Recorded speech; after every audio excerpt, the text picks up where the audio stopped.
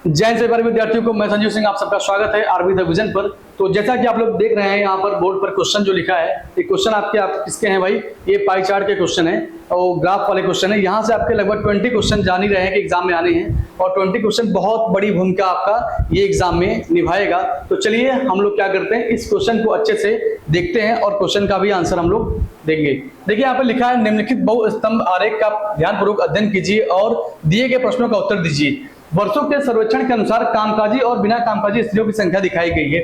यहाँ पर देखिए वर्ष दिए गए 2006, 7, 8, 9, 10 चार प्रकार के यहाँ पर वर्ष दिए हैं, चार अलग अलग वर्ष दिए हैं और इनकी जो संख्या है भाई, देखिए संख्या की बात करें तो संख्या इनकी लाखों में है, लेकिन यहाँ पर अगर मैं लाखों में लिखता तो ठीक नहीं है। यहाँ पर मैंने क्या किया, 10, 20, 30 करके डॉट डॉट डॉट दिखा दिया है। अब चलिए क्या करेंगे, क्वेश्चन को देखेंगे। और यहाँ पर एक बात और देखिए, काम करने वाली स्त्रियां और बिना काम करने वाली, मतलब कामकाजी और बिना कामकाजी। क्वेश्चन में कह रहा है कि देखिए जो पूरा पूरा ब्लैक दिख रहा है ये कामकाजी वाले हैं और जो यहाँ पर डार्क दिख रहा है आपको हल्का, ये बिना कामकाजी वाले हैं। तो चलिए अब ज्यादा समय ना खराब करते हुए हम लोग बढ़ते हैं क्वेश्चन पर। अगला क्वेश्चन, पहला देखिए पहला क्वेश्चन क्या दिया है, यहाँ पर लिखा है 2010 में बिना कामकाजी स्त्रियों की संख्या उस वर्ष की कामकाजी तथा बिना कामकाजी स्त्रियों की संख्या का लगभग कितना परसेंट है भाई?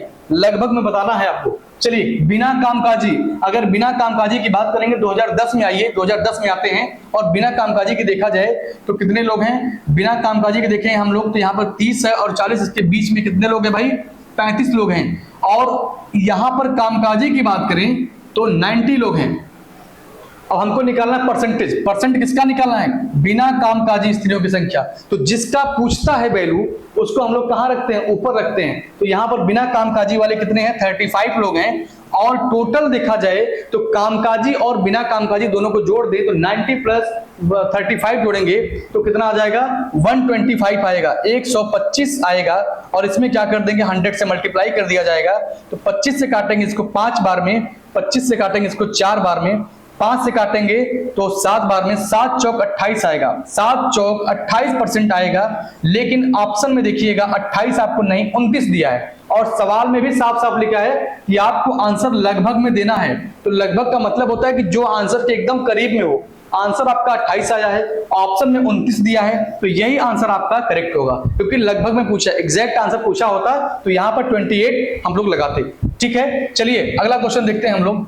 अगला क्वेश्चन देखते हैं, यहां पर लिखा है वर्ष 2009 में कामकाजी स्त्रियों की संख्या और बिना कामकाजी स्त्रियों की संख्या का अनुपात बताना है आपको। चलिए 2009 के पास जाते हैं और कहते हैं भाई कामकाजी स्त्रियों की संख्या बताओ कितनी है।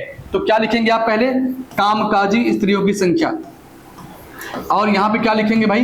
बिना कामकाजी स्त्रियों की संख्या, बिना कामकाजी स्त्रियों की संख्या। चलिए कामकाजी की बात करते हैं। कामकाजी की अगर बात करेंगे 2009 में कितने लोग हैं? 70 लोग हैं, 70 लोग हैं जो काम करने वाले हैं। और बिना काम के देखा जाए तो बिना काम के कितने लोग हैं भाई? 40 लोग हैं।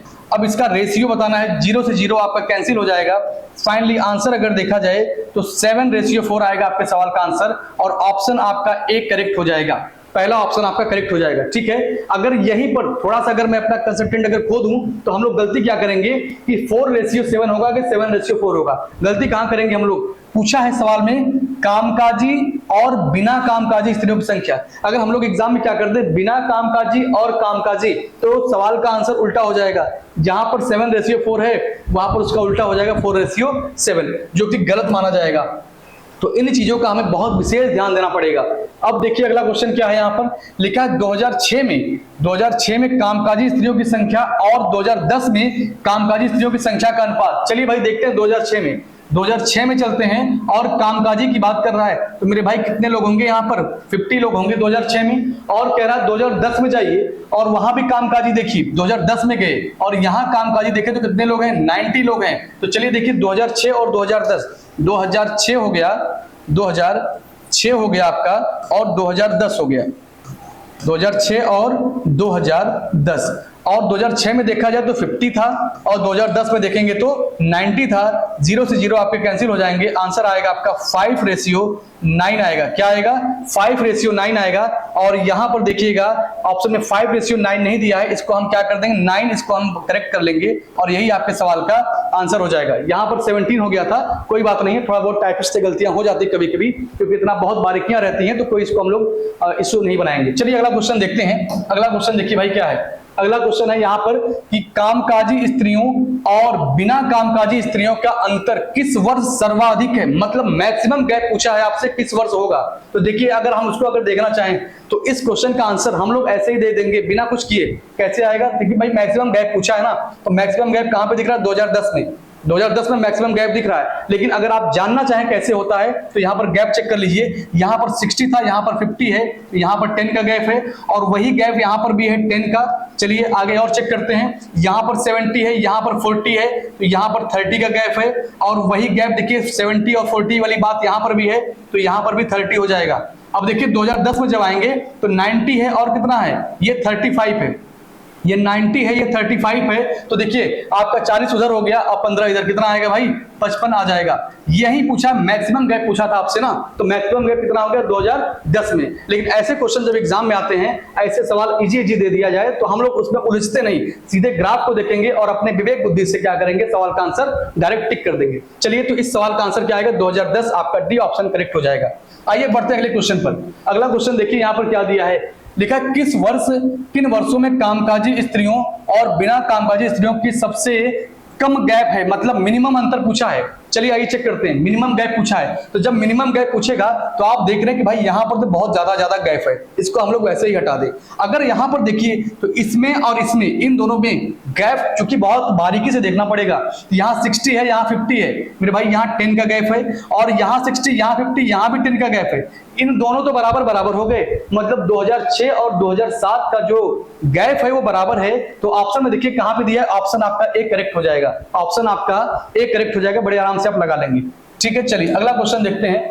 अगला क्वेश्चन, अब देखिए चूंकि ये डिफरेंट टाइप का क्वेश्चन है तो मैं चाहता हूं आपको कि आज पहला दिन है तो सेम टाइप के क्वेश्चन कराएं, जिससे कि आप भी क्या करें, उस चीज को सीख लें, समझ लें। चलिए देखिए यहां पर देखिए क्वेश्चन आप सेम उसी तरह का क्वेश्चन है, तो कल जो क्वेश्चन मैंने गैप किया उसको मैं कल पढ़ाऊंगा, क्योंकि आज पहला क्लास है। आप क्या करिए, एक ही तरह के दो सवाल लगा लीजिए तो बेहतर कर जाएंगे। आइए देखिए क्वेश्चन क्या है, 16 से लेकर 20 तक यहाँ पर दिया हुआ है। तो देखिए पहला क्वेश्चन क्या है भाई, यहाँ पर पूरा ग्राफ को पहले हम पढ़ेंगे। यहाँ पर भौतिक वाले हैं और रसायन वाले हैं, दो तरह के लोग हैं, दो तरह के लोग हैं, भौतिक वाले भी हैं और रसायन वाले हैं। और क्या करना है, 5 छात्रों को भौतिक और रसायन के बारे में सब जानकारी दिया है। देखिए PQRST, यहाँ पर 5 तरह के छात्र हैं, उनको फिजिक्स और केमिस्ट्री में लेकर इंटरेस्ट को बताया जा रहा है। और लिखा है S को रसायन में मिले अंक, सभी छात्रों को रसायन में मिले अंक का कुल कितना प्रतिशत है। चलिए भाई S के पास चलते हैं हम लोग, सबसे पहला काम है S के पास जाएंगे और यस से बोलेंगे। तो जो व्हाइट आपको दिख रहा है ना, जो व्हाइट आपको दिख रहा है, ये व्हाइट कितना है, जो व्हाइट दिख रहा है यही रसायन वाला है।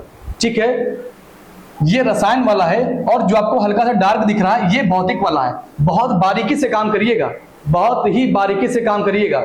चलिए अब देखिए हमसे पूछा है कि 2000 किसमें भाई, एस में पूछा है, तो यस में देखिए केमिस्ट्री वाले मेरे भाई कितने हैं, यस में देखेंगे केमिस्ट्री वाले 120 हैं। चलिए भाई 120 लिख दीजिए, 120 हो गया। और कहता क्या है कि सभी छात्रों को रसायन में कितना अंक मिला उसको भी देख लीजिए। तो सभी छात्रों का मतलब हो गया, यहाँ 5 प्रकार के छात्र हैं, PQRST। तो देखिए अगर P के पास जाएंगे तो P कहता है कि मुझे भाई 85 मिले हैं, 85 ले लीजिए। और उसके बाद देखिए यहाँ पर क्या है, 110 ले लीजिए। और फिर देखिए यहां पर जाएंगे तो क्या है आपका 100 ले लेते हैं। और देखिए लास्ट में यहां पे देखिए भाई इसको कितना था, इसको 120 है, सबको जोड़ देते हैं और सबको जोड़कर क्या करेंगे हम लोग, इसका परसेंट निकाल लेंगे। चलिए भाई जोड़ते हैं, देखिए यहां पर 120 और 100 कितना हो गया, 220 हो गया। 220 में अगर जोड़ देंगे 60 तो 280 हो जाएगा। और 280 में अगर हम जोड़ दें कितना, 110 तो हो जाएगा 390। और 390 में अगर जोड़ दिया जाए आपका 85 तो ये हो जाएगा आपका 475। कितना आएगा टोटल, 475 आ जाएगा। चलिए इसको क्या करते हैं हम इरेज करके एक साथ लिख देते हैं 475। ठीक है, ये 475 हो गया। अब देखिए यहां पर परसेंट निकालना है तो मुझे 100 से मल्टीप्लाई करना ही पड़ेगा। चलिए आइए इसको सॉल्व करते हैं। देखिए अगर 25 से काटेंगे इसको तो कितनी बार में कटेगा, 4 बार में कट जाएगा। और अगर इसको 25 से काटेंगे आप तो देखिए 25 से काटेंगे, देखिए जब 100 कटता है तो 4 आता है, तो 16 तो यहाँ पे आपका ऐसे ही आ गया 400 में। और 16 के बाद क्या आएगा, 3 बार और 16 3 19 हो गया, कितना आएगा 19 आएगा। अब यहाँ पर देखिए क्या करेंगे, 12 चौक 48, 480। अब में क्या करना है हमको, 19 से डिवाइड करना है। तो देख लीजिए कितना आएगा, 2 बार में काटेंगे तो कितना आएगा भाई 38 आएगा, 10 आ गया यहाँ पर और एक जीरो पहले से था। 25 आएगा, 25%। कितना दिया है आंसर, क्या पूछा आपसे, तो 25 पॉइंट समथिंग आएगा, और ऑप्शन में देखा जाए तो 25 आपके सवाल का आंसर बन जाएगा। ठीक है, 25 आपके सवाल का आंसर बन जाएगा। ठीक है, लगा लीजिए क्वेश्चन को, फिर आगे बढ़ते हैं। एक चीज और ध्यान दीजिएगा, अगर कभी वैल्यू पॉइंट में दिया है और ऑप्शन में यहाँ पॉइंट में नहीं दिया तो आप बिल्कुल भी परेशान ना होइएगा। ठीक है, बिल्कुल भी परेशान नहीं होना है।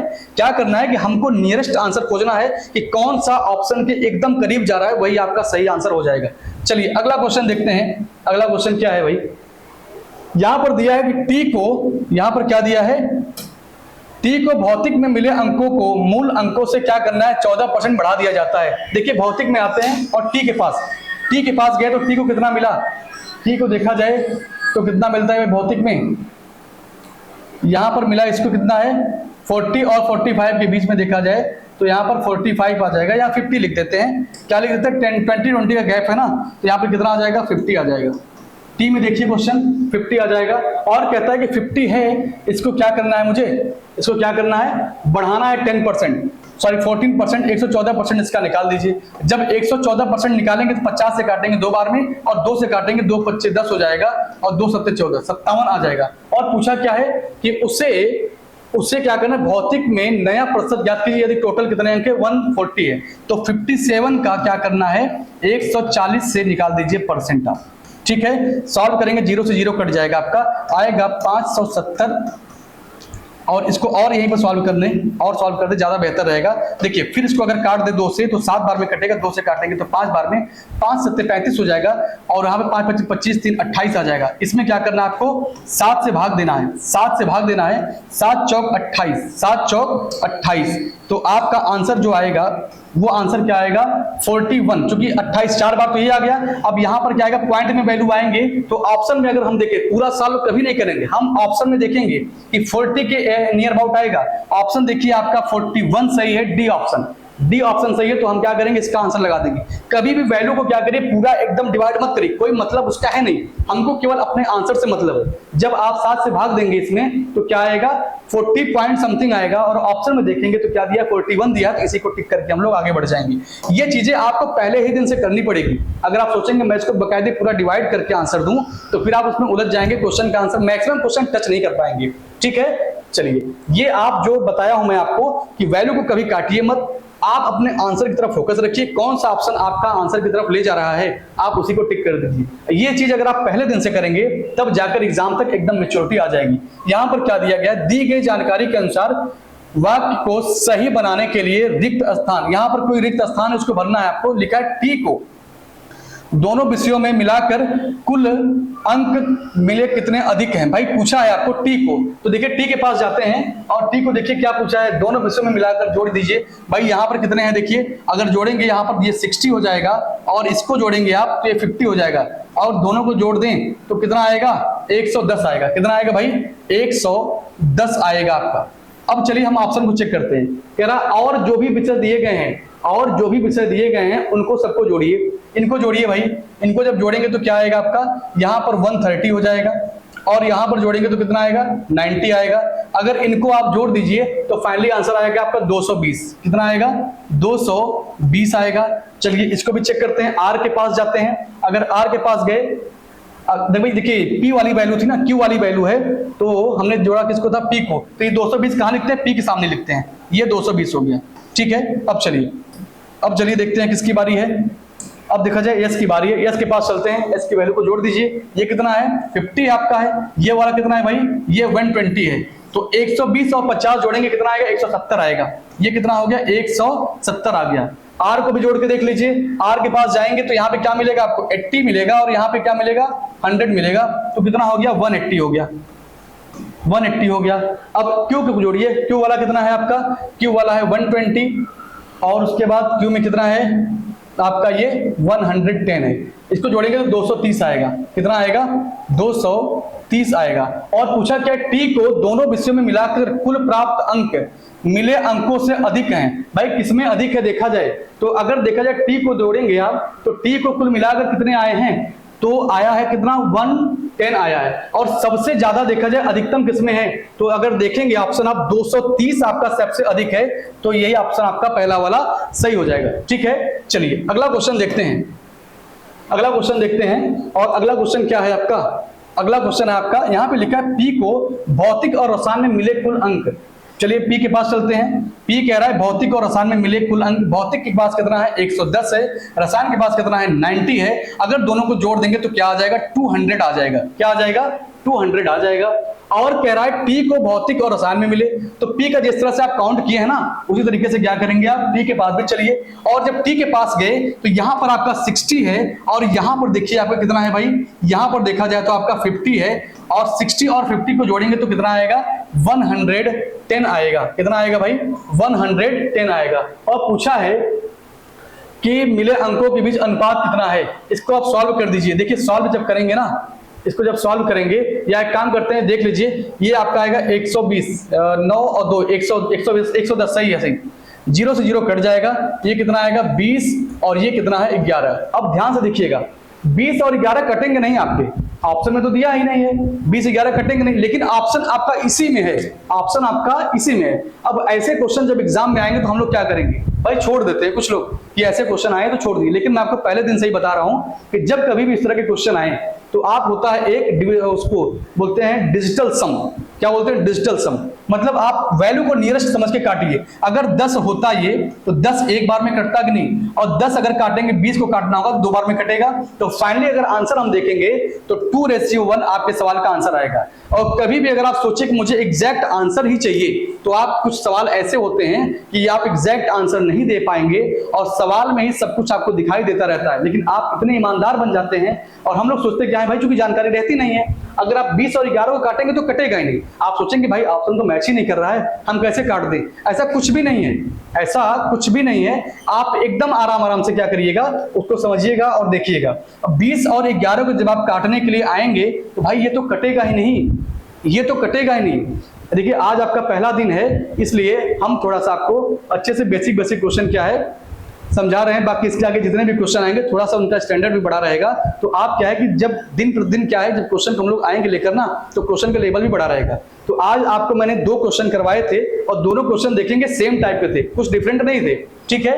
तो अब क्या, अब 20 और 10 20 और 11 तो कटेगा नहीं, लेकिन एक आपको मैंने बताया डिजिटल सम, जब इसको काटेंगे आप तो एक बार में कटेगा और ये 2 बार में कटेगा। तो आपके सवाल का आंसर क्या हो जाएगा, आपके सवाल का आंसर 2:1 आ जाएगा। और यहाँ पर देखिए जी हाँ ठीक है, आपका आंसर ये हो जाएगा। अब देखते हैं इससे आगे क्वेश्चन और है कि नहीं। अगला क्वेश्चन देखा जाए भाई, तो एक क्वेश्चन अभी आपका और बचा है, आइए इसको भी सॉल्व करते हैं। ध्यान से पढ़िए क्वेश्चन को, क्या लिखा है आराम से।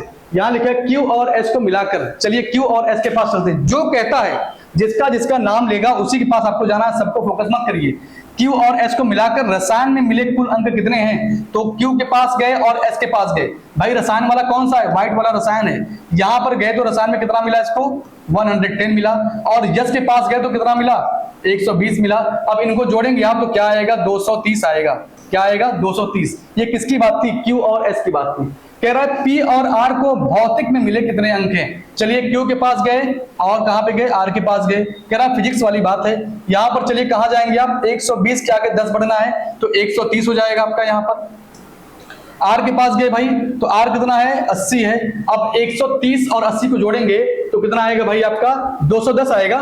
कितना आएगा 210 आएगा। अब इसको सॉल्व कर दीजिए। देखिए 0 से 0 कट गया, 0 से 0 कट गया, क्या आएगा 23 और 21 आपका आंसर आ गया। 23 और 21 आपका आंसर आ गया, तो ऑप्शन बी आपका करेक्ट हो गया, ठीक है। चलिए तो क्वेश्चन को आप अच्छे से लगा लीजिएगा। अब इसके आगे जो भी क्वेश्चन होंगे उसको हम कल लेकर आएंगे। आज हमने क्या है 2 ग्राफ करवाए और दोनों ग्राफ आपके सेम टाइप के थे, क्योंकि पहला दिन है। हम चाहते हैं कि बेसिक लेवल से शुरुआत करें, आप जरा सा भी आपको दिक्कत ना हो, बेसिक जानकारी भी आपको हो जाएगी। और फिर उसके बाद हम लोग क्या आएंगे, कल के क्लास में आएंगे तो कुछ क्वेश्चन जैसे आपके देखिए पाई चार्ट के भी होंगे, उसके बाद देखा जाए तो तालिका से भी क्वेश्चन आएंगे। तो बारी बारी से क्या है हर तरह के क्वेश्चन आपके सामने आएंगे। तो हम लोग 2 से 3 ग्राफ डेली लगाया करेंगे, ठीक है। तो आज के लिए बस इतना ही, धन्यवाद सभी को।